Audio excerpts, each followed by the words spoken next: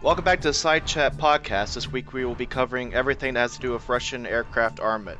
Firefly is joining me back since the flight model podcast we did a few months ago. Hello, ladies and gentlemen. And unfortunately, neither of us have had enough vodka to do this properly. Oh, yes. But I do think that Russian biplane, actually all Russian planes in games should have dashboard cameras like they do in their cars in real life. Um, But let's start simple, and the first plane that you'll see in the Russia tree is the Ep.13s that everybody gets when you start playing with them. And these planes are, well, this is one of the planes everybody screams is OP, of course, but it has the PV-1 gun, which I never heard of the PV-1 until I started researching it, and the Russians decided it was a good idea to take the Maxim machine gun, which is mostly known for the British using it, at least in my mind the British used it a lot, to conquer half the world with it. But it was outdated in World War One, and the Russians decided to push it into World War Two a little bit as a infantry gun. To put it in an aircraft, they ripped off the water cooling system and the shield and the cart that you typically see with it, and just used it as a recalibrated aircraft machine gun. Yes, that's true, and they actually made 18,000 of the bloody things, and anyone familiar with a Maxim machine gun and its operating system will immediately recognize the features of the original Maxim in it. And also, one piece of information for those of you who are into weapons, if you watch Enemy at the Gates, there is a scene in which Russian political officers shoot their own soldiers in the back for retreating and not advancing in the face of overwhelming German force. And these soldiers actually have a water-cooled version of the Maxim machine gun, and this is not an anachronism. This machine gun was actually used in the first part of the Second World War as an infantry squad-based machine gun. So, yeah. Well, the reason I think it was squad based was because it took a whole squad to run one. Well, true. They actually had to run their own trailers in order to transport the bloody thing because it was so heavy. Yeah, like I said, most armies tried to ditch the thing in World War One. Russia kept it way past its expiration date. Yeah, that's true, but that actually goes for many pieces of Russian equipment. You know, you don't have to look at tanks to realize No. that. Of course, they did have some innovative weapon systems, but most of them were really well past the sell-by date by the time the Second World War began for the Russians. Yeah, just a little disclaimer. First off, I typically don't typically respect or appreciate Russian armament or technology. I think most of the things they do are kind of crude and half the time obsolete. When I started doing research for this podcast, there is actually some things we'll get to in a minute that surprised me that they were actually on the leading edge of technology, and then they kind of like to take a step back and do something completely, at least in a Western set of eyes, obscene. That is absolutely true, especially if you look at the Shkas machine gun, which we'll get to in a Let's do minute. that right now. Actually, Yeah. the machine gun that makes everybody scream OP is That is true. Although in real life it was actually OP. the Chaika About it. 7.62 millimeter Shakas, which is the same caliber as the PV1 we just mentioned, and they actually keep this caliber. It's actually still in use in today's on some weird ass things, but it was actually a very good bullet. The 7.62 by 54. I actually own a rifle that shoots this in real life, Yep. and I just want to make one thing. It's actually a very good ballistics bullet and so on. The ammo, this is more Russian manufacturing. The ammo is incredibly hot and corrosive. Um, but the bullet was fine. It was just the way they kind of made the bullet was a little obscene. But And we the have to remember that the very first examples of the 7.62 times 54 round were actually delivered to the Imperial Russian Army at the end of the 19th century for the Mosin Nagant. yeah, the Mosin's This the is most famous gun that used that caliber, I would say. Yeah, it's true. And actually, if you look at the AK-47, of course it uses 7.62 times 39, but some people actually say that that round was actually derived from the old Mosin Nagant round. And you know, historically speaking, this can actually be justified. This opinion can be actually justified. And this is a very long-lived round, and as you said, it has good ballistic properties, and it's still in use today. So the Shakas is where I'm gonna say, and this is hard for me to say, but it was actually a technological marvel, and it was way ahead of the game uh, to German and American and anybody else's standards. That Um, is actually very true. it was a For them, it was a very. This is kind of pre-war when they started producing these things, or right at the beginning of the war, and it was very high quality, very good materials. The thing had a. Why you see like you're like, what the hell? First time I played the game, I said to Kobe, like, what the hell does Russian have little mini, Gatling guns in there firing these things? Because it's already a bullet hose, but respectively, Gaijin didn't mess this up. From everything I could find, these things had that insane rate of fire through a couple innovations, and the typical one runs about 1,800 rounds per minute, which is almost double the 1919s.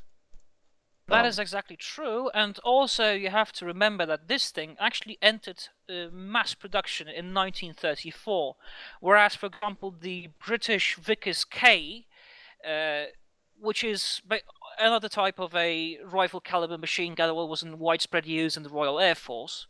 .303 British 7.7mm round, 950 to 1,200 rounds per minute, 750 meters per second muzzle velocity. You have to remember that these guns were actually produced at basically the same time, and yet the Shakars actually had a rate of fire 50% larger than the best version, the most developed version of the Vickers K. And the funny thing is that the so-called Ultra Shakars, the ultra developed, if you will, version of the Shakars, actually shot at 3,000 rounds per minute. And this is a gun designed in the 1930s. This is just beyond ridiculous. Ultra Shikasa is not in game. I actually have no idea if there's plans to put it in game. I would like to kind of at least see it on a test server. I don't know. I'm just curious what the hell that would look like. That is true. Although the main problem with the Shkars in game is not its very good ballistic properties or the incredible rate of fire. It is actually the way that its unreliability is depicted in the game. Because let's face it, this is a very complex piece of machinery, and although on a test bench this was a stellar performer, in field conditions, being maintained by often illiterate and not well educated people, it often developed problems that its designers could not simply foresee. And because of its complexity, there were many ways for this gun to actually jam in flight.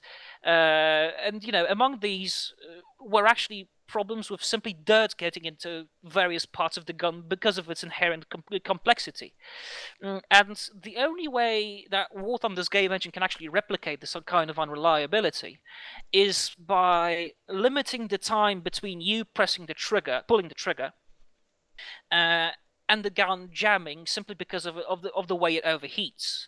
Unfortunately, I don't think there is going to be a more complex way that will replicate the actual reliability of a gun. But still, it is actually very easy to overheat. Yep. So I guess a little bit of technical data. Why this gun was so complex and why we're kind of praising it. It was how to explain this. It was the gun acted like a revolver essentially with a single barrel. It had what's called a birdcage feed system that would rotate on the outside. So instead of the bullet being fed directly into the gun, like almost every other gun in the world just directly took the gun off the belt. The Russians would have a birdcage feed system that would grab the bullets and then put it inside the cylinder that would have grooves, and it would rotate around and mechanically feed the gun without ever touching the actual physical belt. And so it was basically a mechanical assisted feed that kept that high rate of fire running smoothly and efficiently. Well, I would like to emphasize one of the points that you've actually made. This gun was actually incredibly smooth for its time, especially considering how high the rate of fire was. And you also have to remember that one of the things that actually helped this gun maintain its very high rate of fire was the disintegrating link belt that was used to feed the gun, and which was actually a common feature amongst most low caliber and high caliber machine guns throughout the war for the Russians. Yeah, anytime you see an American 50 or 30 caliber belt, you'll see metal links that we use to connect the barrels. The Russians used this cloth that essentially just tore apart when the gun hit it. Not only was it simple to manufacture, it actually assisted the gun in being smoother, and thus decreasing the chance of the gun actually jamming. So the concept behind having a faster rate of fire, but for the Russians save mine, this gun did weigh more than a typical Vickers or a 1919 because of the revolver system. But when you can replace 6 guns with 4, you save the weight off of not having 2 extra guns. That was their way of kind of reasoning. A more complex, expensive, heavier gun was less guns. And little math I found on Wikipedia was a 1 second burst through 120 bullets down range, which is 5 bullets per square meter of the sky. Yep, and that's at a 400-meter range. That is exactly true, and that is actually the range usually beyond the effective engagement range. You have to remember that these guns were usually fired at about 200 to 250 meters, which would be just about the same number in yards, which means that simply the saturation of those bullets, especially if equipped with API rounds, would mean that anything that got in front of it and had, any flammable material that could catch on fire simply by, being penetrated by an API round, the target would just die instantly. And real quickly, let's cover belts real quick with this guy. This gun is on a ton of Russian aircraft. It was a primary weapon for the early planes, and then it was used kind of as a secondary, I guess we call it a secondary additional gun on a lot of them. It was on the I-16 the Chaika as a primary, the Su-2s, the BB-1, the IL-2 has them, the MiG-3, and then most of the bombers have these in a turret formation or on a front forward-facing gun as well. So this gun saw a ton of action. They did see a ton of action. They were very effective for the role. However, despite the very high rate of fire and the good ballistic properties of the 7.62 times 54 round, it was actually outphased quite quickly. Simply because of the simple reason behind this was that the armor plating and the aluminium used in the construction of different aircraft simply got thicker and basically kept on deflecting those bullets. You could saturate a target with all the bullets in the world but you would still not be able to penetrate the target, let alone set anything on fire. You did have a possibility of puncturing a radiator hose or something like that, but still, after a while, the Russians found out the hard way that they actually needed larger caliber guns, but we'll get to that in a minute. Yep, actually, let's do it right now. So the first larger caliber is the Berezin. In game, it's called the UB. There was a variant before this that doesn't exist, and I don't think we'll see it probably in game either. But you have the Berezin UB. The BS, right? Yep, I was talking about I think it's the U. I think it's called. Okay. So the UB is essentially a 50 caliber. Well, let me back up. It's 12.7 millimeter in metric terms. In the US, we call it 50 caliber, but technically, mathematically, it'd be a 51 caliber because the Russians, I don't know if they copied the US 50. There's some confusion even today about it. It's a little bit slightly thinner, but longer cartridge than the US 50. They're not interchangeable, but they're pretty damn close. And if you threw both these cartridges to somebody, you probably couldn't tell the difference if you showed them one at a time which one's which, because they're so damn close. Also, that's true, but you have to remember that the UB actually used a larger charge because it was a 12.7 times 108, not 12.7 times 99. Right. So we're talking 9 millimeters of length difference. But the Russians didn't use the same powder that we used in the U.S., so it's a different type of powder. This is a conversation that go on forever because it was a different velocity at that point. I don't freaking know. They're pretty much the same. Let's just go with that.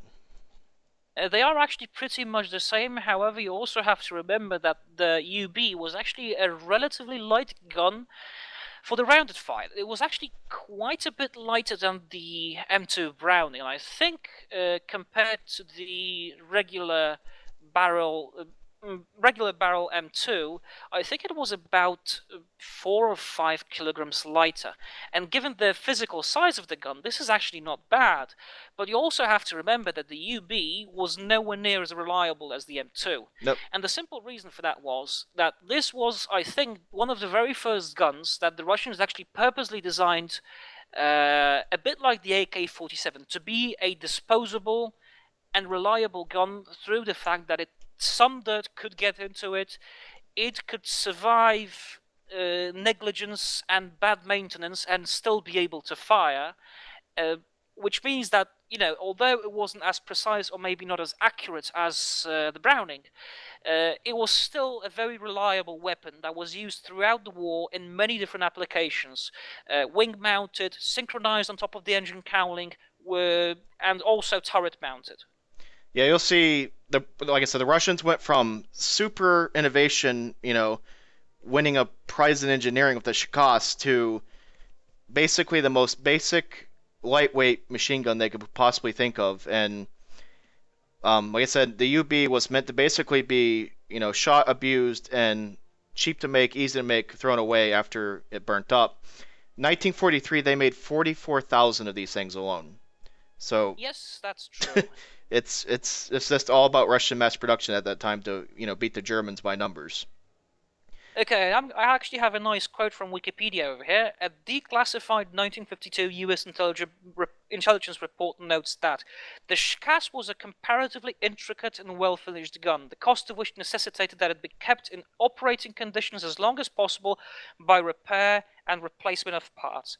In contrast to the Shkas, the Beryton was deliberately expendable. That is, the Soviets' plan was to discard the entire gun after a short period of use, during which one or another of the principal operating mechanisms became worn or broken. And that actually really explains the Russian military philosophy during the Second World War. Because, of course, they did have a lot of stuff, let's face it. I mean, they had a lot of tanks, they had a lot of planes, but most of this equipment was actually outdated. However, when they introduced new generation equipment, and that includes things like the T-34 tank, you will notice that along with the passage of time, the quality of finish on these pieces of equipment doesn't matter if they were planes, if they were tanks, or if it was anything else. The quality of finish actually decreased considerably, simply in order to make those things cheaper, because they wouldn't survive on the battlefield long enough to justify high quality pieces of equipment to be manufactured. Yep, it's well. The other thing too is let's put on stuff like I have up on my screen right now, the Lag 3, which its name was the Flying Coffin. Well, it was actually quite more complicated than that. In my broken Russian, it was Lakirovanный гарантированный гроб, which basically means a lacquered, varnished coffin. So yeah, so the gun, I don't know who's gonna last long. I think they figured, why put an expensive gun in a cheap plane that's gonna get killed by the Germans anyway. Sadly, that's just the Russian mindset. Just keep sending the numbers.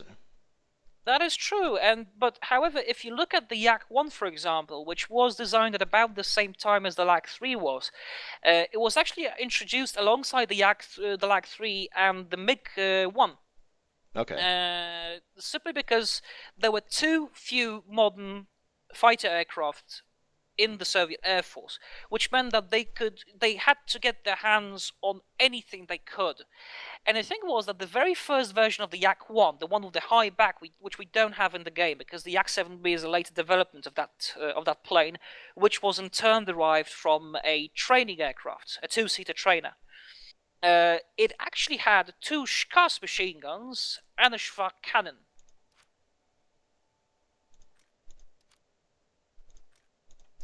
And then back to the UB for a second. The UBs, you're going to see the 12.7 millimeter UB on a lot of planes, usually as a secondary. They'll have usually a cannon, and the 50 cal would be, I guess, either a secondary or a fallback weapon on the nose. I don't think actually any of the Russian planes have these mounted on the wings off the top of my head.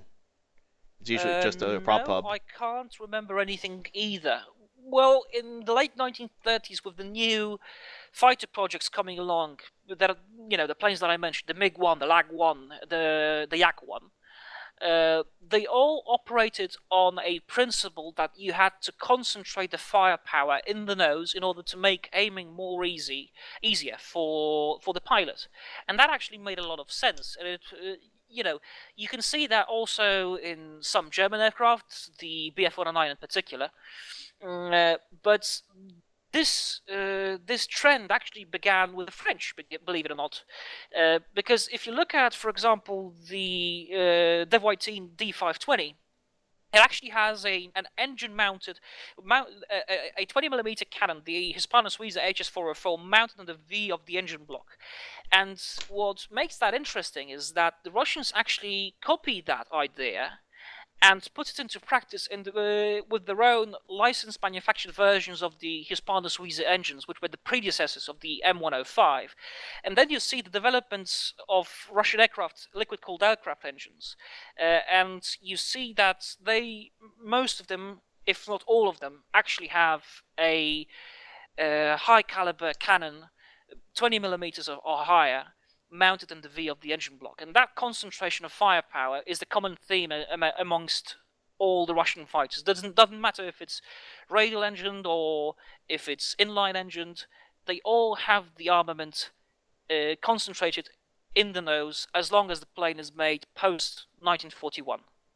Which is honestly a pretty big advantage, I think, in War Thunder. That is true. Yeah. So the belts for the 12.7 game are, it's kind of there's a lot of ammo options. I typically stick between the air targets and the tracers, but even the universal is pretty much the same as the air targets, just a little bit different order. APITs seem to work pretty well with this 12.7, just like they do for the US. And if you go to the air target, you have a couple different things like the immediate action incendiary bullet. I actually don't know, I don't know how effective that actually is in War Thunder by itself. I know the APITs are efficient though. If real life performance is anything to go by, then the API rounds should be pretty darn effective, because actually, if you look at the way that the Russians have developed their own incendiary round, this thing actually has a lot of incendiary component for its weight and for the fact that it actually is an armor-piercing round first and foremost. And the thing is that when the Russians shared some of their knowledge in terms of making heavy machine gun rounds with the Americans actually took notice of the API round of the UBS. And they found out that the API round was so effective that they could actually copy it and use some of that technology in their own M2 Browning machine gun.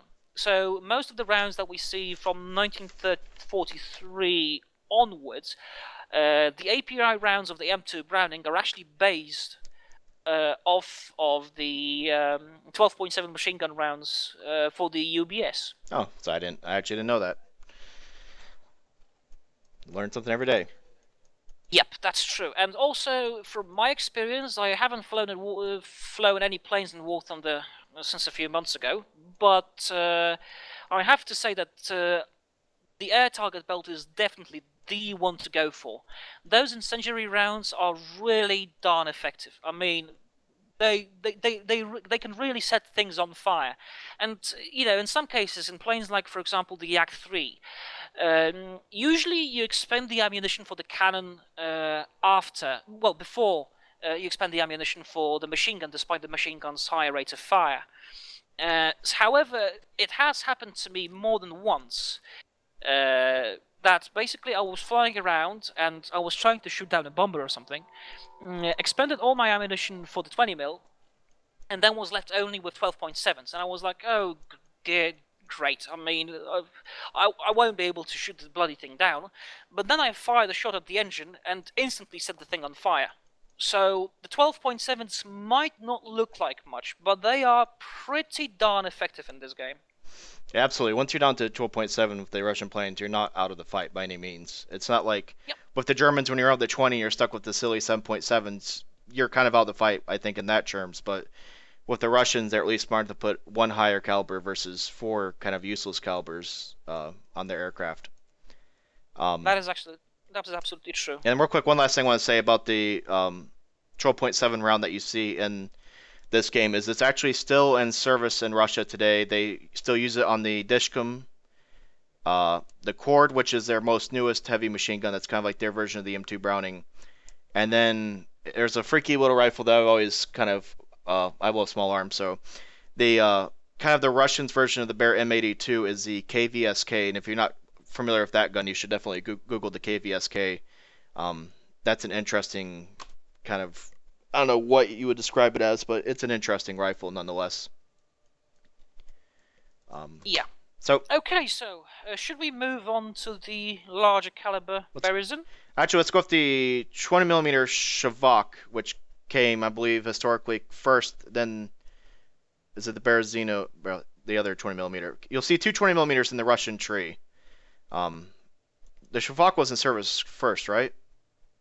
Yeah, that's true. The Shavak was, I think, the first 20mm cannon that was in widespread operation in the Russian Air Force in the Second World War. Let's go with that one first, and then we'll jump back to the Bears. And you had two companies here that kind of made guns at early war that kind of flip back and forth.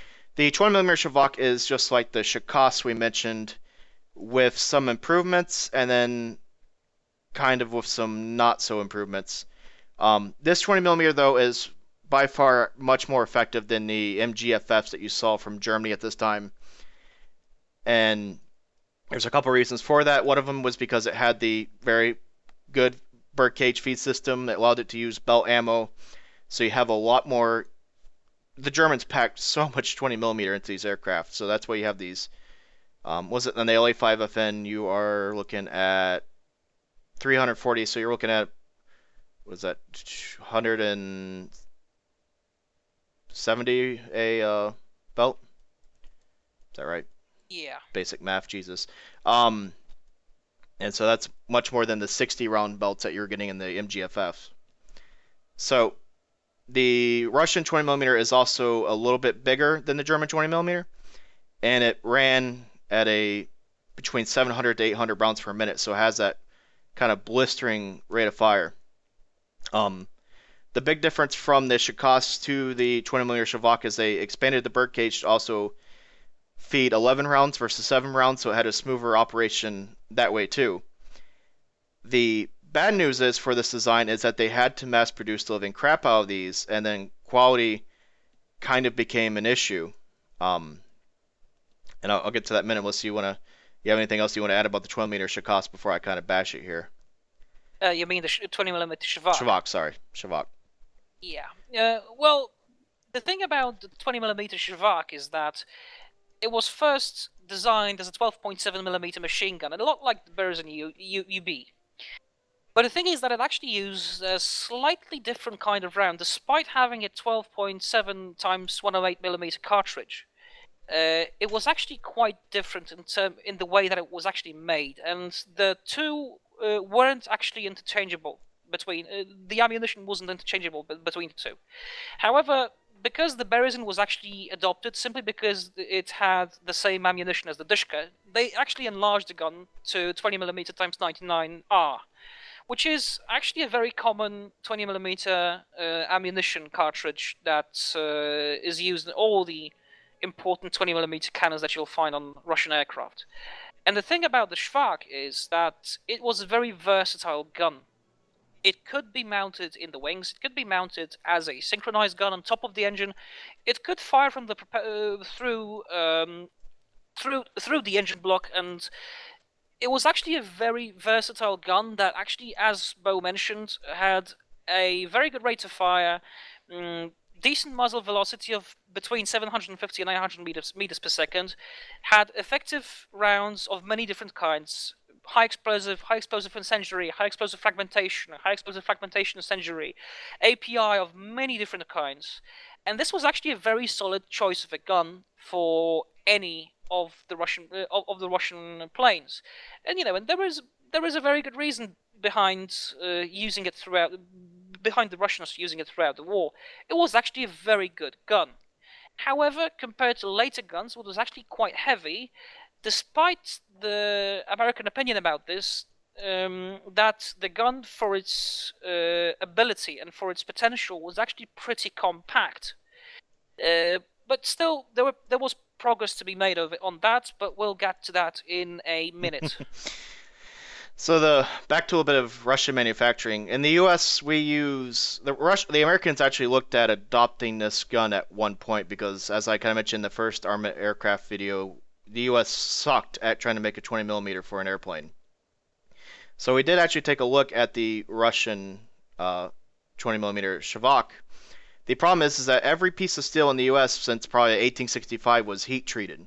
That was America's one of the well-known countries for steel in our industrial revolution. We used it to build cities, bridges, etc.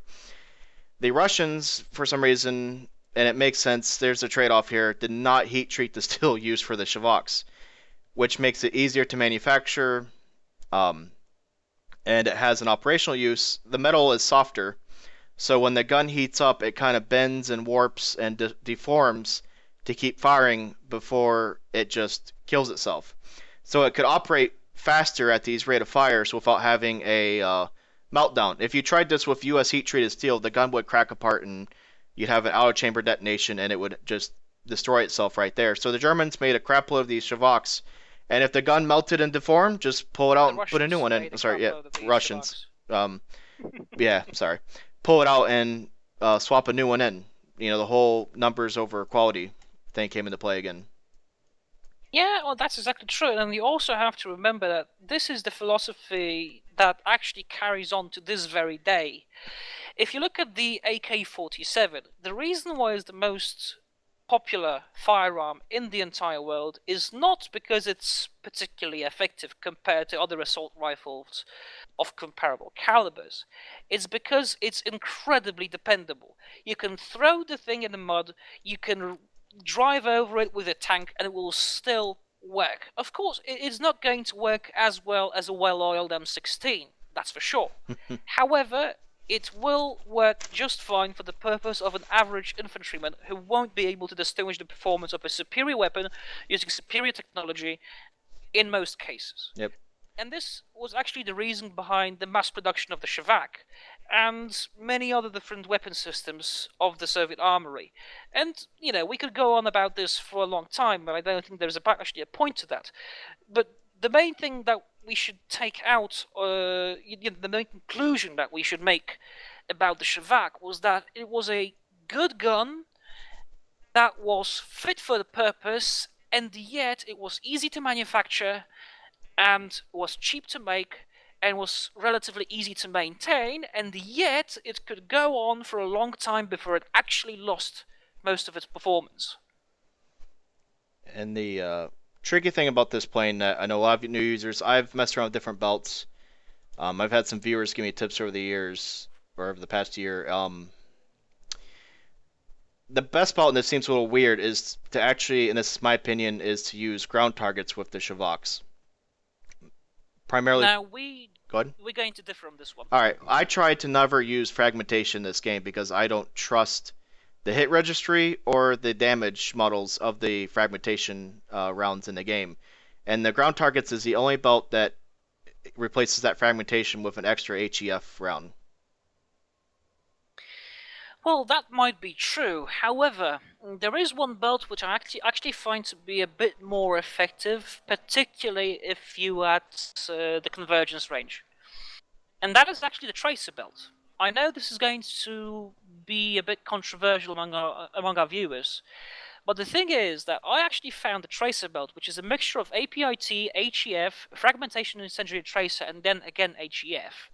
I actually found it to be very effective against all kinds of targets, and that actually includes small planes and bombers. And the reason for this is that I don't know why, but for some reason it seems to crit enemy planes much more quickly than the ground target belt. And, just as you don't trust fragmentation rounds, I actually don't trust HEF rounds. And although I use them extensively in cannons like the Hispano or the MG151 or so on, I actually think that with the Russians, the tracer belt is the way to go for with the 20mm cannons, the B-20s in particular. And you'll notice this when you're flying around in the Yak-3, that the performance of different belts is actually going to be very different. I mean, there is a very pronounced difference in performance in the armored target belt, the tracer belt, and so on and so forth. I think it's actually more pronounced than in other belts in other nations. So I would actually recommend to use the tracer belt. I don't like the universal belt or the armored target belt because the armored target belt does crit enemy planes very often, but the use of APIT usually means that you're only going to leave a few neat holes in the enemy aircraft and you're not going to destroy anything with chemical energy, which is the way to go for, I think. And I honestly believe that the tracer belt is the one to go for. Or alternatively, you also have the stealth belt, which has a very similar composition as the tracer belt, only obviously it doesn't include any tracer element to it. And it's not that big a deal because most of the planes that use the 20mm Shavak are nose mounted, so you typically can guess where you're gonna hit. So stealth isn't a bad idea either. This is like there's been arguments on the channel, so I'm not gonna say I'm sitting like Firefly is correct, I'm correct, or whatnot. It's something I think that everybody needs to experiment with and come up with your own opinion on because I've used a tracer belt, I've had success. I switched to ground targets, I thought I had a little bit more success, but then again, it could be a clear day over Gaijin headquarters and the servers are working properly. So who knows how the hit registration um, works between the high explosive versus the fragmentation for Russian belts. Yeah, I completely agree. I haven't done a full in-depth investigation, I guess, yet on fragmentation versus HE. I might have to someday. Yeah, well, I think we should stress that every single recommendation that we make for the belts is based on our own feelings, and it's not anything scientific. Yeah, it's just experience. That's solely. I'm not coming off here saying I'm not going to throw penetration numbers at you or velocity numbers. I'm just going from experience of using this aircraft. I have a ton of time in the LA5FN. I've switched between tracers and ground targets, and right now I'm on the side of ground targets. Okay. So, then as you mentioned, the Yak-3. This is kind of a good plane to jump off of. The Yak-3 has the Shavak cannon in it, and then if you go to the Yak-3P, it actually has two 20mm B-20s in it. Actually, it's 3. Is it 3? Am I wrong on that? Oh, sure enough, it has two B-20Ss in it. Okay. Yeah, it's 2 B-20Ms, one B-20M and 2 B-20Ss. And the difference in designation is there because the B-20M is actually supposed to be the engine-mounted cannon in the V of the engine block, and the S's S stands for synchronized. So these are the ones that are mounted on the top of the engine cowling above the engine block. So simply a B-20 is the Berzin 50 or 12.7mm UB recalibrated and 20mm, unless I'm mistaken. And it uses exactly the same rounds as the Shavak. So the tracer belts and the ground target belts and all the other belts are exactly the same as the ones you would find with the Shavak. And what you'll also find is that despite the slight differences between the weapons in real life, the ballistic properties of these 20 times 99 Russian rounds are actually very similar, if not identical. Yep, same rate of fire for the most part, same velocity coming out of it. The main reason the Russians made the switch was because these 20mm B-20s were easier to produce and lighter. Significantly lighter. Yeah, I should say it's about 33 pounds for those of you who use Imperial. I know Imperial scumbags. It's 33 pounds for US and Britain. Yeah, and the difference is that the B-20 actually weighs about 25 to 30 kilograms, depending on the variant and depending on where you look, and the Shavak is between 45 and 50. So that is a saving of almost 50%, and that is massive. When you're talking about planes with with sensitive centers of gravity and so on, this can actually be a massive advantage because just by using a different kind of gun, you're able to save 100 kilograms, and that is a significant weight saving. Look at just from the Yak-3P versus Yak-3, one 12.7 and one 20mm Shavak versus shoving three 20mm in the nose due to weight and size. So, that changes exactly. Aircraft. It's more aircraft design than I guess ballistics point of view for that move. Yeah, and you would probably imagine that the weight would be actually around the same, but the thing is that the Yak-3P actually weighed less simply because of the weight savings done on the B-20. Because basically what you have is 3 UBS machine guns, so you actually save about 20 to 25 kilograms on the armament, despite having 3 20mm cannons instead of 1 and 2 12.7 machine guns. That was a very effective armament configuration, which was actually carried over to many different planes in many of the early jets. And you can see that the Russians were evolving towards higher caliber cannons, rapid fire, light, easy to manufacture cannons that would, in theory, bring down an enemy plane with a very short burst. And this is something that the Russians have actually learned from the Germans. One, simplify the logistics chain by using the same caliber for all the guns. Two, concentrate the firepower in the nose of the aircraft, like the French did. Three, use as high a caliber as possible with good ballistic properties of the cartridge, just to make sure that you can cram as much chemical energy into the round to destroy the enemy, not by doing critical damage to valuable components, but simply by blowing his bloody wing off. Yep. And the belts, as you see, it's the same ammo that they used, and it's still the same ammo like Firefly mentioned. And honestly, I just opened it up, and guess what I have on the B-20s for my Yak-3P is the tracer belts. So the last time I used this plane, I was using tracer belts to grind it up to fully upgraded. So like I said, that's one of those calls. I know, like I said, ground targets versus tracer belts. We can go in that argument again, but the same ammo, real life end in the gun that they used. That is very true. Yeah. No changes there. And then we're gonna make the hop to the next caliber, which is the 23 millimeter.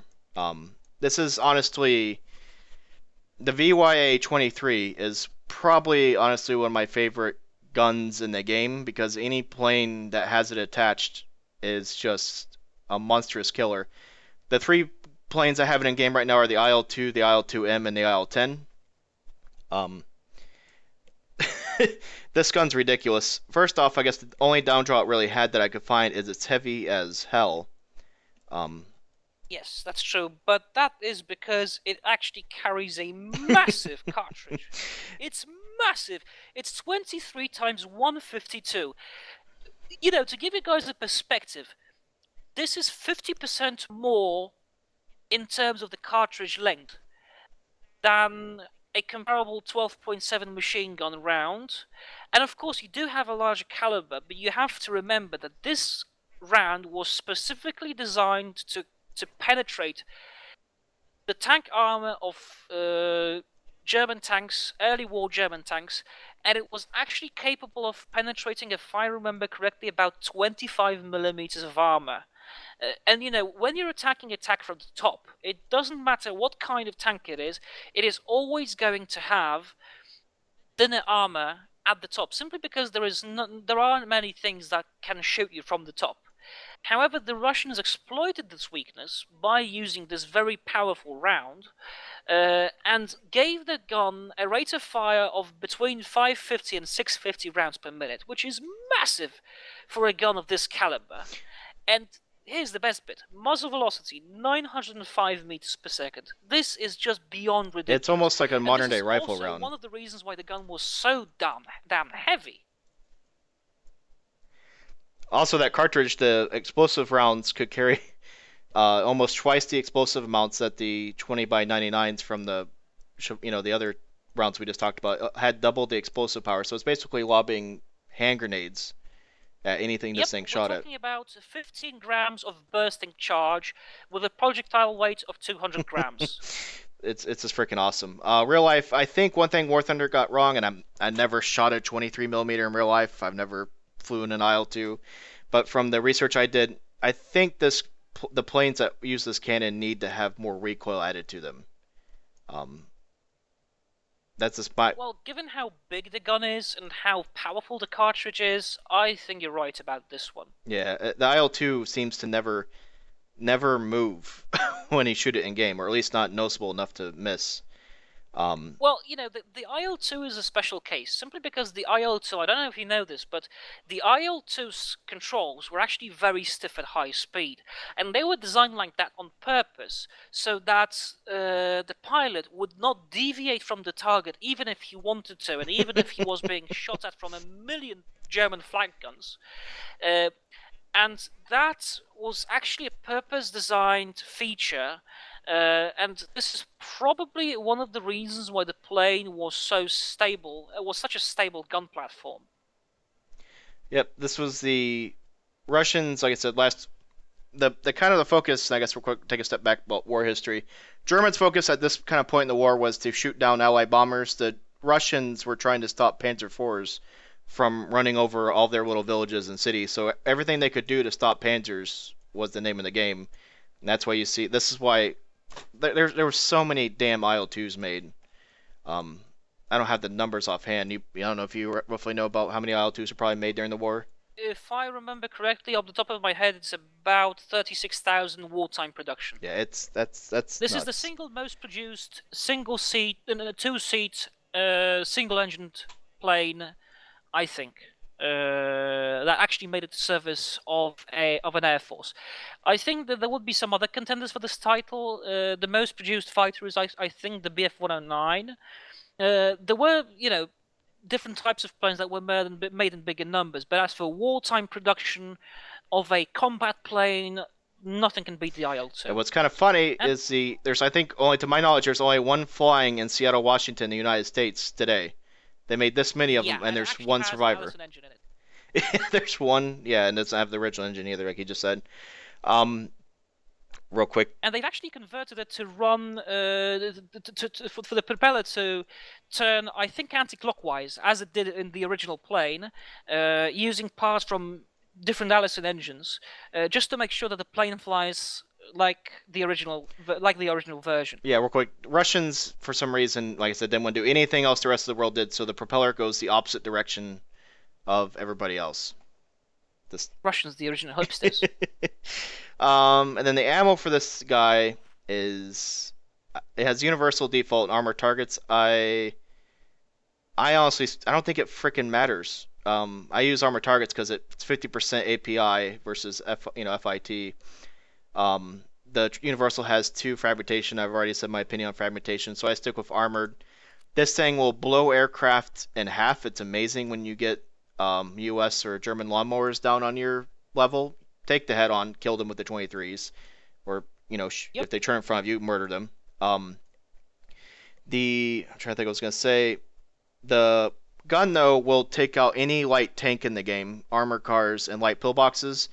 And then from there, it's a little suspect. You can take out medium tanks usually from the rear, from the top, and I've never really tried it on heavy tanks. In real life, this gun was allowed. It could take out anything I just listed. And for the Panzer IV, I know it could kill him from the front or from the side, but it could never take out pretty much anything past that, which is why it's kind of deemed a little bit of a failure later in the war. That is true, and that is also the reason why they've actually switched to the NS-37 cannons that we know from the Yak-9T. Yep, so actually let's jump to actually gonna move to that whole NS family. So we have the 23mm NS, which is the same diameter but different, much smaller in length. Trying to find a plane that has that. It is actually much smaller in length. Fires a slightly different round. Instead of 23 times 154, it actually fires 23 times 115. 37 kilograms of weight, so still lighter than the 20mm Schwach. And you have 4 of these mounted on the front of the LA-9, which makes for a pretty ridiculous amount of firepower that you can actually carry, and also pretty ridiculous recoil. Yep, this was an autocannon. This was kind of the beginning of their jet age weapons, so you'll see this gun, I think, on the Yak-9 UT. I don't think you will see this on the Yak-9. It's on the UT in-game, NS-23. It's on the Yak-9 UT, and it's on the LA-9, and after that, it's going to be seen pretty much exclusively on jets. It was originally a ground target, but then it became kill aircraft gun. And it's autocannon configuration. Like, some of the other stuff. Like I said, the Russians were way ahead of the game in autocannons. Um, That's exactly true. And the LA-15 has another kind of 23mm cannon, which is the NR-23. A widely used post-war cannon that was slightly heavier than the NS-23, but fired the same rounds, had a very good rate of fire of 800 to 850 rounds per minute, with an average muzzle velocity of about 700 meters per second. And this is the common aircraft armament that you will find in many different aircraft, and that includes the LA-15, the early MiG-15s, and even some of the MiG-19s, but these are obviously not in the game. and a quick, I guess, kind of history fact. Maybe you know more about this than I do. And I've never actually researched this, but I know the Russians were terrified of, I think it was Skylab, and they actually put one of these on their space station. Oh. I don't know if you ever heard that story. Nope, first time I hear this. Yeah, the Russians actually put a 23mm autocannon on their space station because they were scared. I think at the time we had Skylab up there, so that on their space station they had an autocannon pointed at our space station. Because I guess the rules were off in the Cold War. So. Well, so much for no armament in space treaties. So just a little, I guess, I don't know, I'm not saying that's fact, I've never actually story, it's just kind of a rumor I've heard. It's been brought up in this TeamSpeak several times, I've kind of heard it here and there. I've never actually heard the full story, but I know it's a 23mm autocannon that we just mentioned was the cannon that was evidently put up there. Yeah. And I think this is actually quite a nice jumping off point for the 37mm cannons. Yep, we have the NS-37, which is on the Yak-9T. Yes, and by all means, it should also be mounted on the IL-2, because two of those things were actually mounted in underwing pods in late war IL-2Ms. Yep, it was, these Yak-9T, correct me if I'm wrong, didn't go into mass production, correct?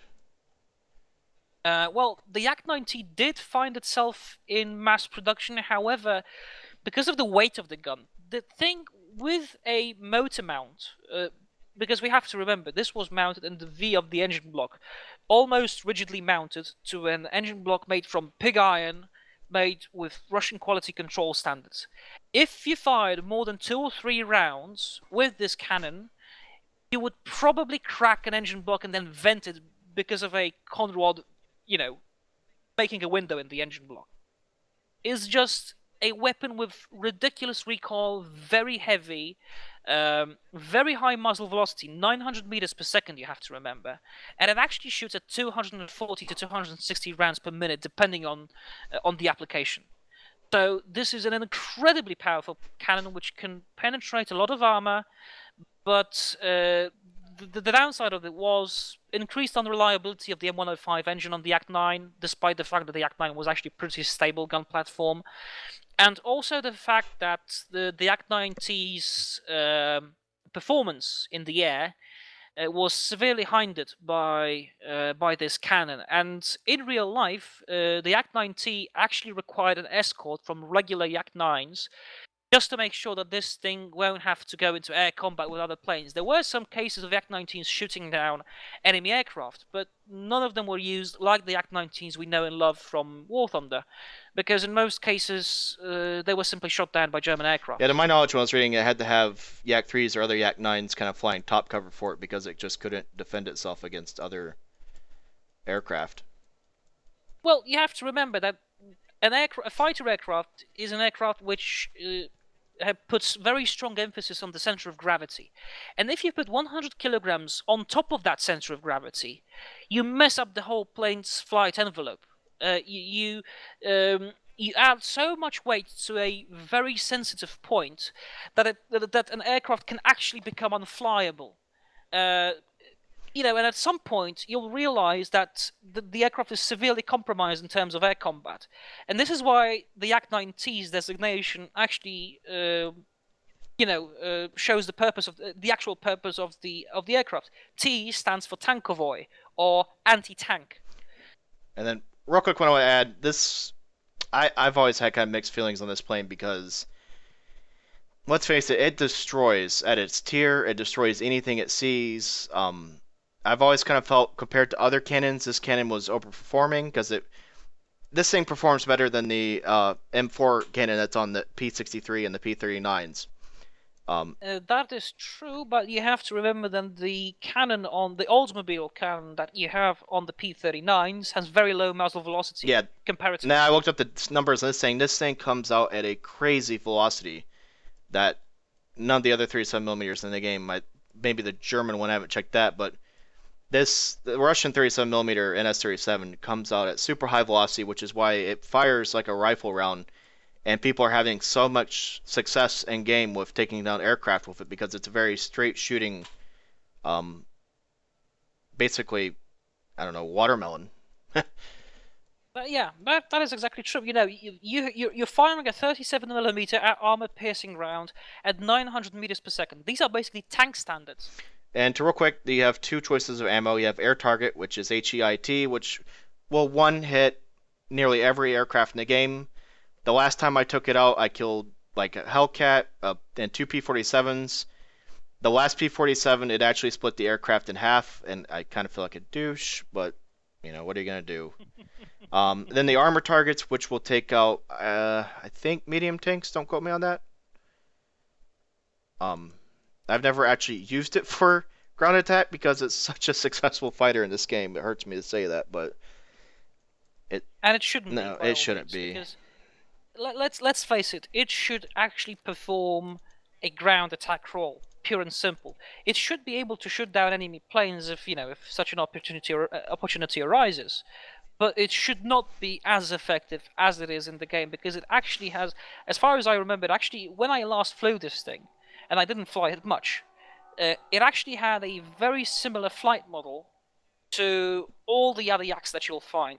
Decent turner, decent climber, decent speed. Everything is slightly above average in War Thunder terms, and it shouldn't be. Yeah, and it's under, like I said, it's under tiered and it needs a new flight model, but that's not the gun's problem. That's the airplane's problem.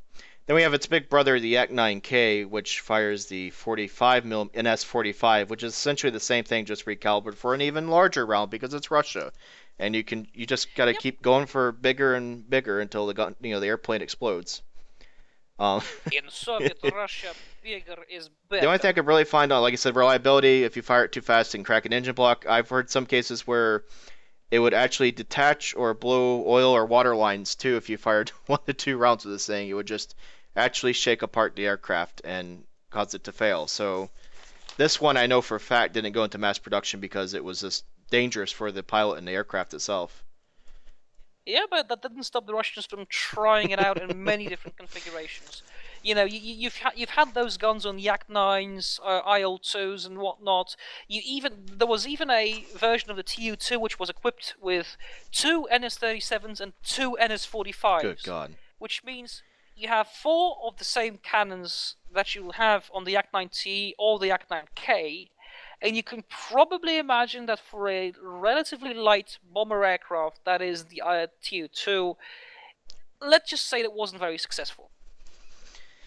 Yep, so you'll see this thing should probably in Tech Tree. These cannons are going to show up sooner or later, probably as premium aircraft or somewhere in the future, but these cannons, to my knowledge, were never in mass production. Yes, yes, that's true. And then we have the last cannon, which I don't have much experience with because I don't fly Russian jets very often. Well, you don't have to fly a Russian jet to get this cannon, actually. Well, the 37D? No, the basic N37 is actually the standard armament for the Yak-9P. Well, not standard armament. It is available as an upgrade. Oh, I've never flown the Yak-9P, so yep, sure enough, there it is. Yep, there it is, and the thing about the N37 is that it actually has significantly lower muzzle velocity than the NS37 that it replaced.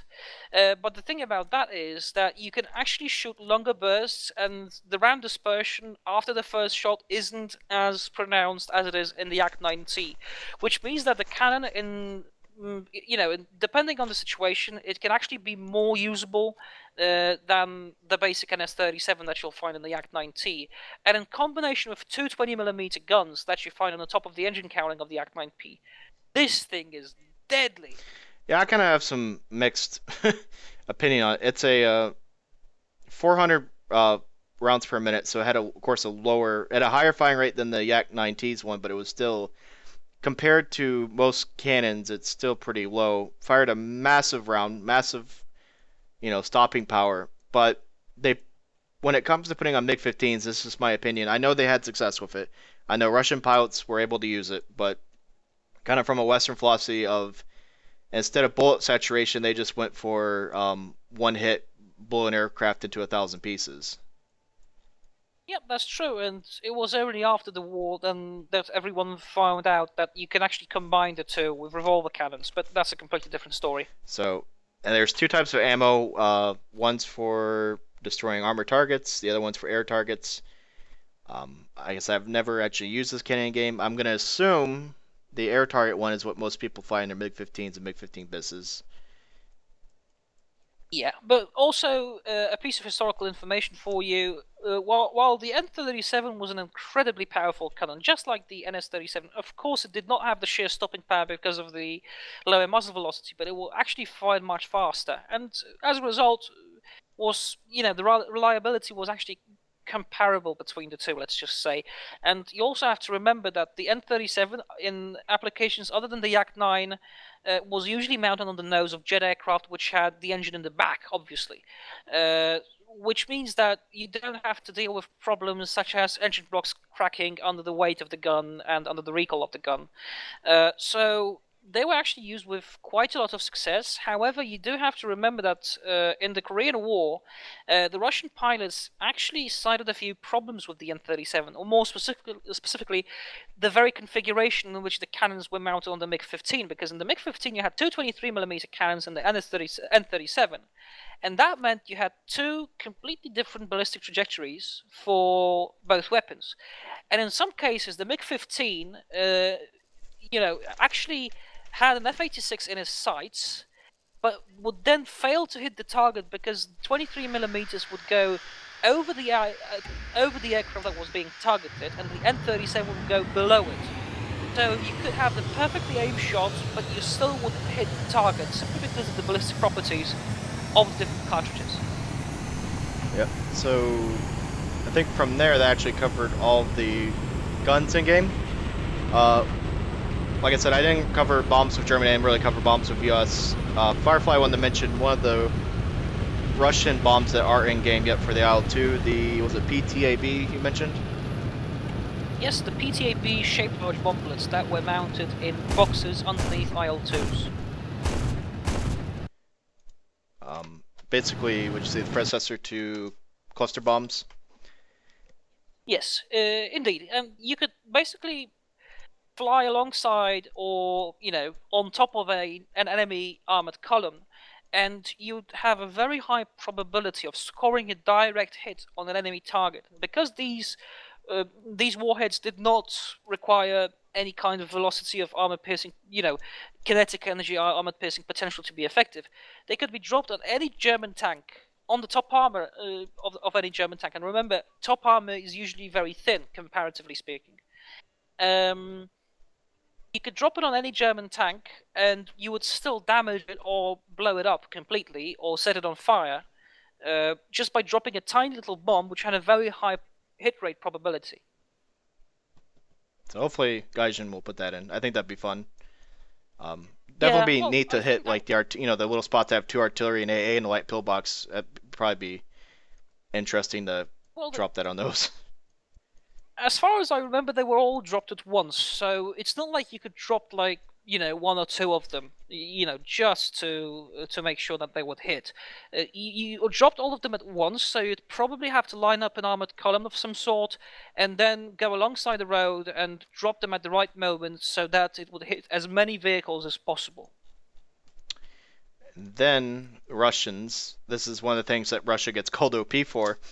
Is the rockets that you see on their freaking biplanes. I thought that was a little odd when I first started playing the game until research showed that they actually put rockets on everything they possibly could. And one of the things I like to do a podcast on way in the future is kind of the early Japanese Chinese war when Japan invaded China.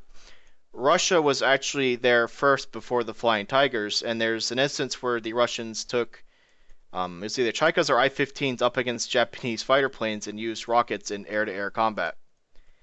You mean Chika's I-153s, not the Well, I'm saying I-15s? I-15s or Chaikas. I'm not actually sure which one was there. Um, Well, actually, there were several times of Russian aircraft in the Chinese campaign.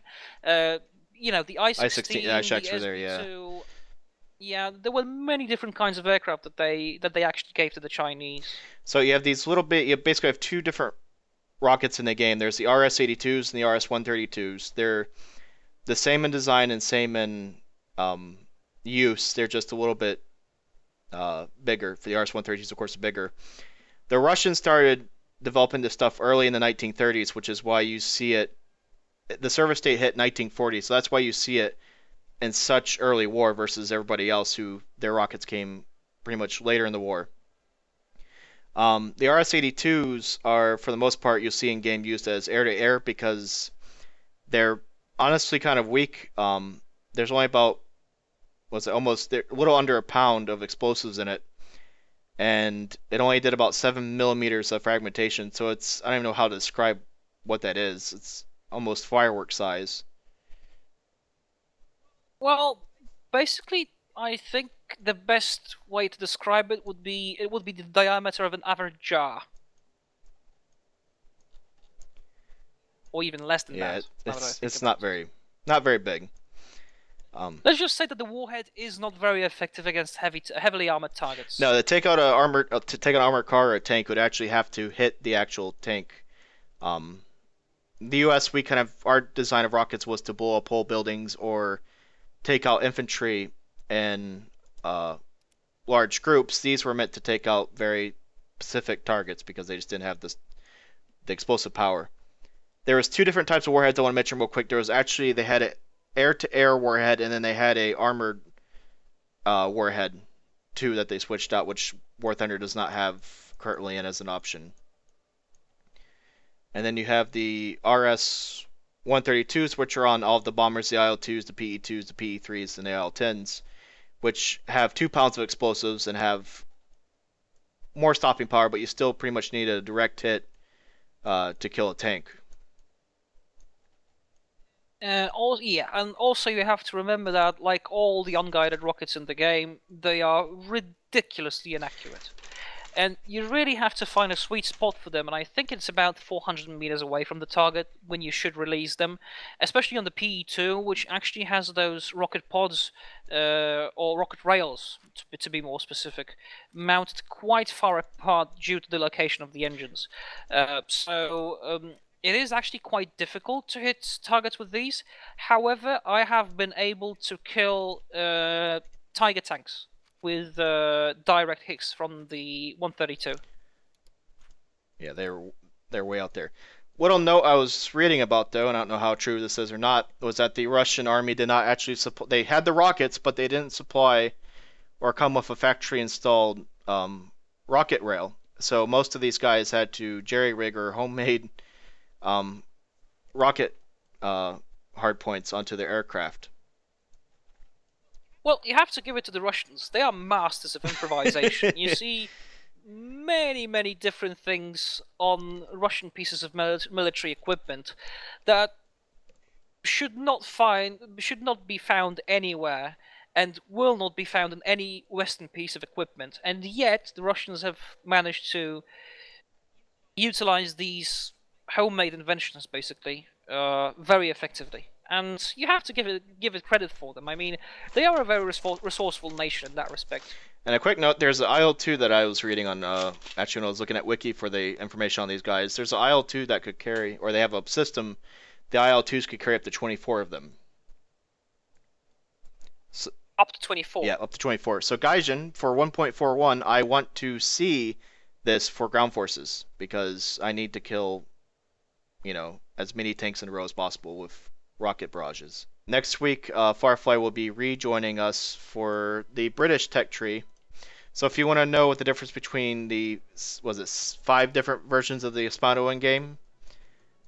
Well, in the game, I think we have 3 different versions of the Hispano with some slight differences between them, but not all of these differences are actually correctly modeled. But that's a story for Yep. another day.